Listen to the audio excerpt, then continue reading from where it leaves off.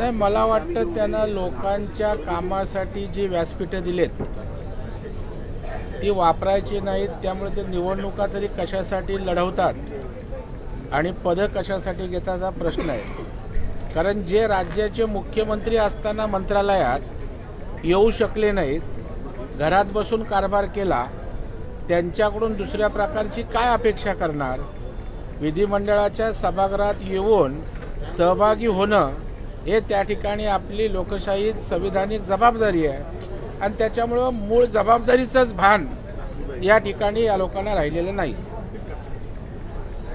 मात्र जो आक्षेप घेतला जातोय की मुळात निवडणूक प्रक्रिया ही त्याच्यावरती शंका व्यक्त केली गेली आहे, बॅलेट पेपरवर निवडणुका घ्याव्यात अशा पद्धतीची मागणी येते. त्याचा निषेध सुद्धा गेले 2 दिवस बघायला मिळाला. नाही, मला वाटतं या संदर्भात अनेकदा आम्ही भूमिका मांडले की लोकसभेच्या निवडणुका ह्या EVMद्वारेच त्या ठिकाणी घेतल्या गेल्या. सुप्रिया सुळे निवडून आल्या, EVMद्वारे लोकसभेत निवडून आल्या. आपण बघाल आत्ताच झालेली नांदेडची पोटनिवडणूक लोकसभेची, तीही EVMद्वारे निवडून आले. उद्धवजी ठाकरेंचे 20 आमदार, 16 आमदार काँग्रेसचे आणि 10 आमदार शरद पवार साहेबांचे EVMद्वारेच त्या ठिकाणी निवडून आणले. मग ह्या निवडून आलेल्या आमदारांना विश्वास नाही का की ते निवडून येऊच शकत नव्हते? EVMनी कसं काय त्यांना निवडून आणलं?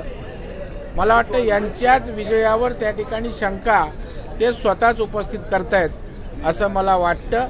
आपल्या अपयशाचं खापर त्या ठिकाणी EVMवर फोडण्याचा प्रयत्न या मंडळींचा आहे, परंतु लोकांना ही सगळी नौटंकी नीट समझते। उद्धव ठाकरे की पार्टी वक्फ बोर्ड के रिलेटेड अपना स्टैंड क्लियर नहीं कर पा रही है। कहीं ना कहीं लातूर में जो है वो 100 फार्मर्स को नोटिस मिला है वक्फ बोर्ड के द्वारा और उनकी लैंड के रिलेटेड जो है वो वक्फ बोर्ड निकालती है।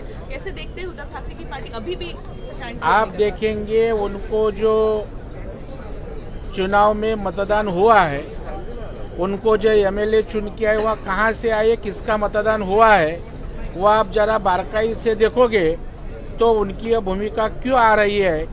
वोट की राजनीति उद्धव जी कर रहे हैं, लेकिन एक तरफ 4 वोट वो मिलाने का प्रयास कर रहे हैं, तभी उनको 400 वोट जा रहे हैं, इसकी उनको कल्पना नहीं। दरेकर साहेब, मार्केटवाडीतून शरद पवारांनी परत एकदा मुख्यमंत्र्यांना आव्हान दिलंय, मार्केटवाडीत त्यांनी येऊन पाहावं असं थेट आव्हान दिलंय शरद पवारांनी। मला वाटतं महाविकास आघाडीची भरकटवाडी झालेली आहे आणि त्याच्यामुळे भरकटल्यासारखे त्या ठिकाणी बोलतायत। आमचे मुख्यमंत्री आव्हान बिव्हान असं काही घेत नाहीत, ते आव्हान महाराष्ट्राच्या प्रश्नांचं घेतात, समस्यांचं घेतात।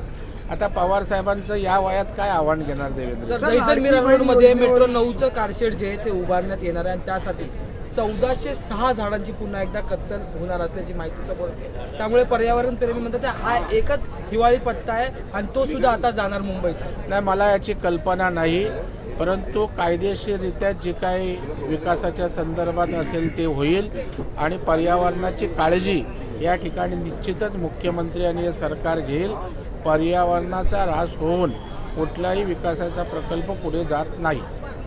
सर, लाडकी बहीण योजनेवरनं आता पुन्हा एकदा वाद निर्माण होण्याची शक्यता आहे, कारण आता लाडकी बहीण योजनेचे निकष बदलले जाणार आहेत आणि आता असं म्हटलं जातं आहे की निवडणुकीच्या आधी सत्ताधारी वेगळं बोलले आणि आता त्यांची भूमिका बदलते लाडकी बहीण योजनेकडून। त्यामुळे कुठेतरी सत्ताधारी दुटप्पी भूमिका घेत आहेत, कारण आधी वेगळी भूमिका होती निवडणुकीच्या आधी की आम्ही लवकरात लवकर पैसे लागू करू, मात्र आता आम्ही निकष बदलणार आहेत, वेगवेगळे निकष त्यामध्ये आहेत। त्यामुळे कुठेतरी लाडक्या बहिणीच्या योजनेसंदर्भात आता वाद पुन्हा निर्माणाची शक्यता। अजून लाडक्या बहिणींच्या संदर्भात सरकारची भूमिकाच आली नाही, तर वेगळी भूमिका येण्याचा प्रश्नच उद्भवत नाही।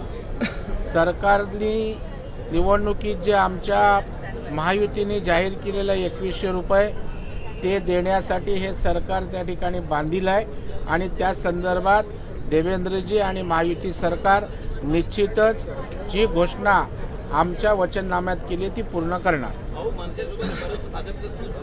नाही, आता अजून याची प्रायमरी त्या ठिकाणी देवेंद्रजींनी नुसतं मुलाखतीत बोललेलं आहे आणि जर महायुतीत सहभाग असेल तर त्या संदर्भात आता निवडणुकीची रणधुमाळी सुरू झाली की त्या संदर्भात चर्चा होऊ शकते। सर, 6000 कोटींच्या निविदा काढण्यात आल्या होत्या मुंबईला खड्डेमुक्त करण्यासाठी, फक्त 25 ते 30% काम जे आहे ते मागच्या 1.5 ते 2 वर्षात झालेलं आहे. कसं बघता ते ह्या घटना? मला वाटतं मुंबईमध्ये काम करणं त्याला अनेक एजन्सीज असतात, अडथळे असतात, वेगवेगळ्या प्रकारच्या परवानग्या असतात आणि हे करत जो कमीत कमी वेळ जेवढा वेळात काम करता येईल तो प्रयत्न झालेला आहे.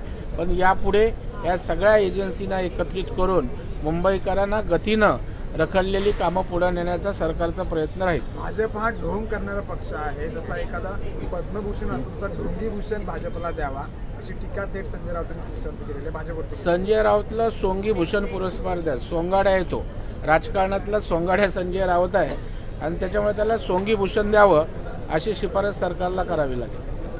दरेकरजी, लाचखोरीच्या प्रमाणामध्ये 16% घट झालेली आहे. सापळा जे रस्त्याचे प्रयत्न आहेत किंवा सापळा लावण्याचे जे प्रयत्न आहेत ते कमी झालेले वाटत आहेत का?